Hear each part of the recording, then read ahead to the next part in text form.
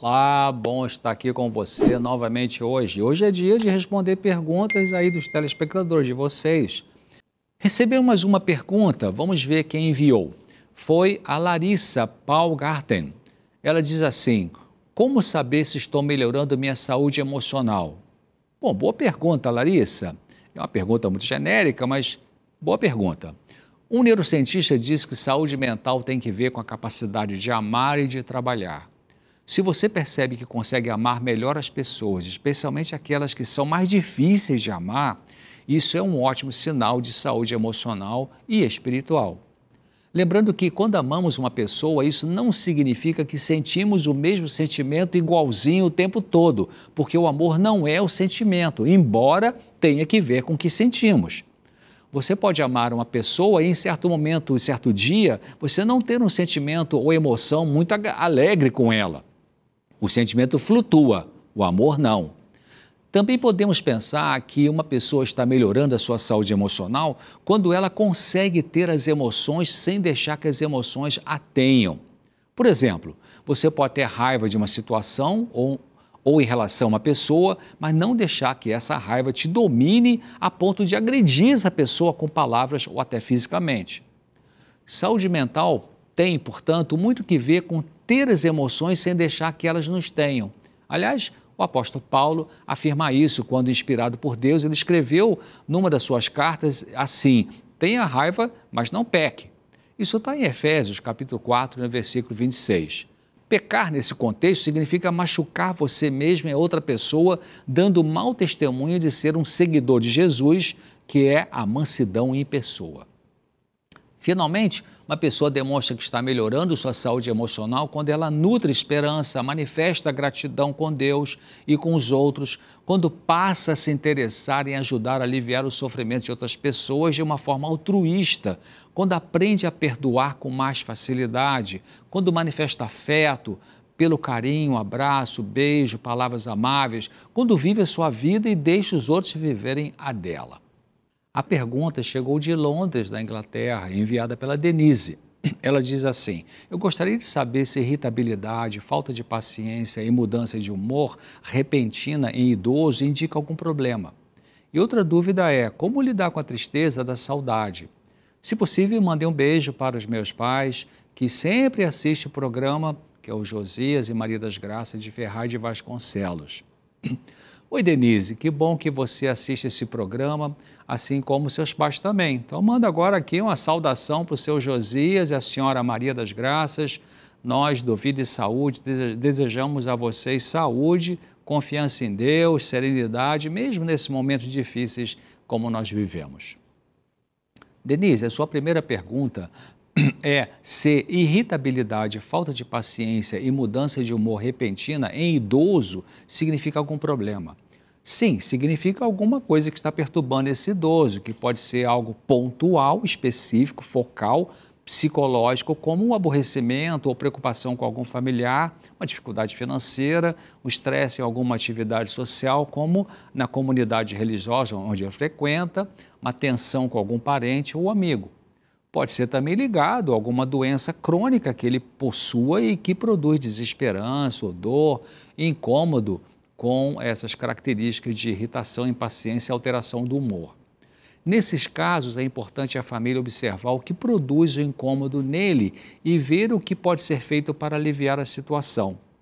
Junto desses sintomas que você descreveu, é importante observar se existem outras alterações, como problemas sérios com memória recente, desorientação no tempo e no espaço, declínio mental, incapacidade de fazer cálculos simples, repetição sem sentido de certas palavras, vagar sem rumo ou se perder, dificuldade de pensar e compreender as coisas, o que então configuraria a chamada doença de Alzheimer.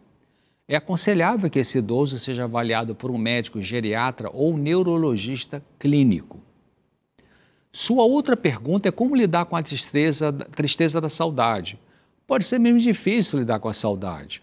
Se a pessoa sente saudade por causa da morte de um ente querido, é normal sentir isso durante algum tempo após o falecimento, que é o que nós chamamos de luto psicológico, que em geral dura de 3 meses até 1 ano ou um pouco mais. dependendo, claro, do vínculo afetivo que existia com a pessoa que morreu, do tipo de personalidade sua e se você é melancólico ou não. Mas, em geral, quando se resolve o luto com o passar do tempo e com a aceitação da perda, a tristeza diminui e a saudade fica menos sofrida.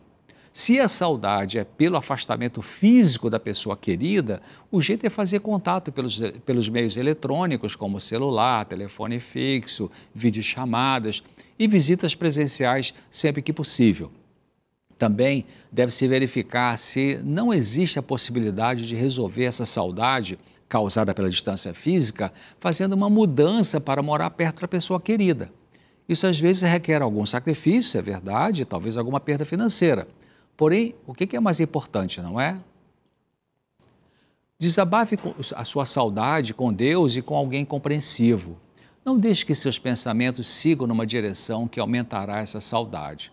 Quando passar pela cabeça um pensamento que produz saudade, não se demore nele e mantenha a esperança de rever a pessoa assim que for possível. Outra coisa é valorizar as pessoas que estão ao seu redor e melhorar o relacionamento afetivo com elas, porque isso auxilia no lidar com a saudade. A próxima pergunta que eu vou responder agora, ela foi enviada pela Edna de Salvador, na Bahia. Ela diz assim: durante essa pandemia não estou conseguindo dormir como antes, até porque eu tive zika. Esse mosquito afeta até a mente, causando tristeza e angústia. Sou vegetariana, aprendi com vocês. Oi, Edna, que boa notícia de que você se tornou vegetariana por influência do nosso programa Vida e Saúde. Isso com certeza ajuda a sua saúde. Obrigado porque você é uma telespectadora do Vida e Saúde aqui do Claramente. Milhares de pessoas passaram a ter problemas com o sono quando surgiu essa pandemia maluca e maligna, porque a ansiedade, o medo, a angústia e, para muitos, a solidão se instalou. O desafio é aprender a lidar com essas emoções desagradáveis que podem realmente perturbar o sono. Veja alguns blocos do Claramente anteriores, quando eu expliquei sobre o que fazer para reduzir a ansiedade e o medo, bem como a tristeza na pandemia. Ajudará a melhorar seu sono ao você pedir forças a Deus para lidar com a ansiedade, com o medo, com a tristeza, crendo que Ele está cuidando de você, mesmo quando as coisas não ocorrem de forma positiva. Importante procurar entender qual o significado tem para você essa situação atual que envolve isolamento social. Eu me refiro ao significado espiritual. Esse é com certeza um bom momento para nós nos aproximarmos mais intimamente de Deus em oração, no estudo e meditação da sua palavra, a Bíblia, para que sejamos fortalecidos espiritualmente, porque as coisas não irão melhorar nesse mundo cheio de violência, de corrupção, de maldade, de mentira, de competição maldosa. Estamos no fim dos tempos e os sinais que Jesus deu sobre o que aconteceria logo antes dele voltar para o julgamento final e estabelecimento de uma nova terra estão acontecendo de forma escancarada aos nossos olhos. Para ajudar na sua insônia, além do que eu comentei, faça caminhadas diárias, pelo menos meia hora cada dia, claro, em local seguro, protegido. Elimine bebidas com cafeína que podem perturbar o sono. Coma a última refeição com alimentos leves e 2 horas antes de você ir deitar. Tome banho relaxante antes de dormir. Apague todas as luzes do ambiente onde você dorme. Feche os olhos e fique deitada, quieta, mesmo se estiver sem sono. Evite ficar pensando obsessivamente se vai dormir ou não vai dormir. Alguns chás calmantes podem ajudar também, como chá de valeriana, de lúpulo, de melissa, de capim-limão. Bom, por hoje é isso que eu queria compartilhar com você. Obrigado por enviar suas perguntas. Espero você aqui no próximo Claramente. Até lá, se Deus quiser.